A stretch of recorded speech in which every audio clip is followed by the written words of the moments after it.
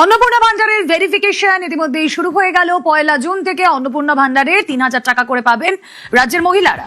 লক্ষ্মীর ভান্ডারের সব উপভোক্তাকে অন্নপূর্ণা ভান্ডার, কিন্তু কি প্রসেস, কি করতে হবে নাম অ্যাপ্লাই করার জন্য জানবো। প্রতিনিধি সোমরাজ বন্দ্যোপাধ্যায় রয়েছেন সঙ্গে। সোমরাজ, দেখো, অন্নপূর্ণা ভান্ডার নিয়ে রাজ্যের তরফে এসওপি বা গাইডলাইন চূড়ান্ত করা হলো এবং সেই গাইডলাইনে একাধিক নির্দেশ বলা হয়েছে। প্রথমত, যেটা সব থেকে গুরুত্বপূর্ণ, এসআইআর প্রক্রিয়া চলাকালীন যারা মৃত, শিফটেড, ডেড বা অনুপস্থিত ভোটার ছিলেন তারা কিন্তু কোনোভাবেই অন্নপূর্ণা ভান্ডারের সুবিধা পাবেন না।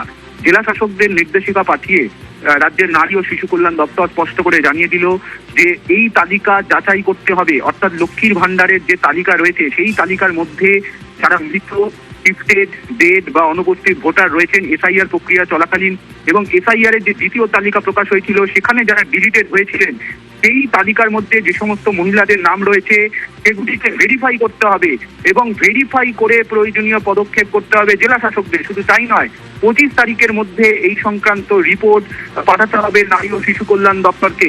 অর্থাৎ অন্নপূর্ণা ভান্ডার নিয়ে রাজ্য সরকারের তরফে কড়া মনোভাব নেওয়া হলো এবং কোনোভাবেই যে সমস্ত মহিলাদের নাম বাদ গেছে এসআইআর প্রক্রিয়া চলাকালীন, বিশেষ করে ডিলিটেড, শিফটেড, অ্যাবসেন্ট ভোটার হিসেবে যাদের নাম রয়েছে তারা যাতে কোনোভাবেই অন্নপূর্ণা ভান্ডারের টাকা না পান সেটাকে মাথায় রেখেই রাজ্যের নারী ও শিশু কল্যাণ দপ্তরের তরফে এই নির্দেশিকা পাঠানো হলো এবং 25শে মের মধ্যেই এই সংক্রান্ত রিপোর্ট পাঠানোর কথা বলা হলো বিভিন্ন জেলা শাসকদের। এবং শুধু তাই নয়, এটাও বলা হয়েছে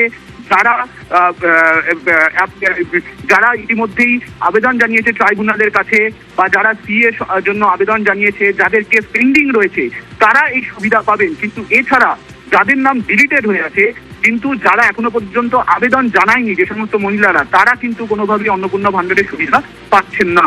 শুধু তাই নয়, এই সংক্রান্ত এসওপি বা একটি গাইডলাইনও রাজ্য সরকারের তরফে পাঠানো হয়েছে জেলা শাসকদের। সেখানে বলা হচ্ছে 25 থেকে 60 বছর বয়সী মহিলারা এই সুবিধা পাবেন। এছাড়াও বলা হয়েছে যে সরকারি চাকরি, যারা পেনশনভোগী বা যারা আয়কর দেন সেই সমস্ত মহিলারা এই সুবিধা পাবেন না। এছাড়াও গাইডলাইনে জানিয়ে দেওয়া হয়েছে যে লক্ষ্মীর ভান্ডারের যারা সুবিধা পান তারা অন্নপূর্ণা ভান্ডারের সুবিধা পাবেন, কিন্তু সেক্ষেত্রেও ওই এএসডিডি লিস্ট অবশ্যই ফলো করতে হবে জেলা শাসকদের, এটাও বলে দেওয়া হয়েছে। পাশাপাশি যারা নতুন আবেদন জানাবেন অন্নপূর্ণা ভান্ডারের জন্য 1 জুন থেকে অন্নপূর্ণা যোজনা পোর্টাল, এই পোর্টাল চালু করা হচ্ছে। সেই পোর্টালে যারা আবেদন জানাবেন সেক্ষেত্রে গ্রামীণ অঞ্চলের ক্ষেত্রে বিডিও এবং শহরাঞ্চলের ক্ষেত্রে এসডিও তারা ভেরিফাই করবেন এবং ভেরিফাই করে জেলা শাসক এবং কলকাতা পুরসভার কমিশনারের কাছে রিপোর্ট পাঠাবেন। কলকাতা পুরসভার কমিশনার এবং জেলা শাসক অনুমোদন দিলে তবেই সংশ্লিষ্ট মহিলার নাম অন্নপূর্ণা যোজনা পোর্টালে আপলোড হবে এবং তারপরেই তিনি অন্নপূর্ণা যোজনা পোর্টালের ভান্ডারের অধীনে, অন্নপূর্ণা যোজনার অধীনে 3000 টাকা করে মাসে পাবেন। অর্থাৎ অন্নপূর্ণা যোজনা নিয়ে রাজ্য সরকারের তরফে একাধিক সতর্কতামূলক পদক্ষেপ নেওয়া হলো এবং সেই সংক্রান্ত গাইডলাইন এবং পাশাপাশি ভেরিফাই করার নির্দেশিকাও পাঠানো হলো। ওকে।